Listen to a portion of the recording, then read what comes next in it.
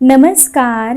आज आपण डाळ तांदूळ न वापरता, काहीही न भिजवता, न आंबवता फक्त 15 ते 20 मिनिटात तयार होणारा मऊ लुसलुशीत हलका फुलका जाळीदार कापसासारखा पांढरा शुभ्र भरपूर भाज्या घालून तयार केलेला उत्तप्पा तयार करणार आहोत.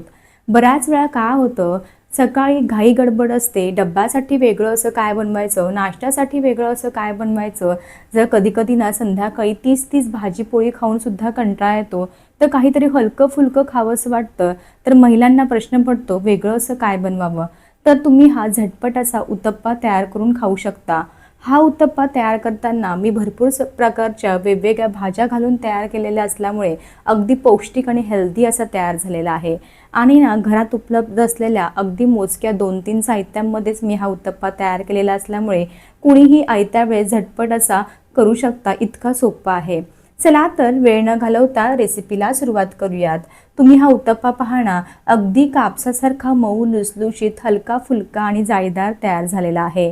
हा सकाळी जरी बनवून ठेवला आणि संध्याकाळी जरी खायला गेलात ना, तरी आहे तसंच मऊ लुसलुशीत राहतो. अजिबात वातट किंवा कडक होत नाहीत. पण हा गरमागरम उत्तप्पा एखाद्या चटणीसोबत किंवा सॉससोबत तुम्ही खाऊन पहा, चवीला अगदी एक नंबर लागतो. चला तर रेसिपीला सुरुवात करूया. रेसिपी आवडली तर चॅनलला जरूर सबस्क्राईब करा, त्यासोबतच बेल आयकॉन देखील प्रेस करा.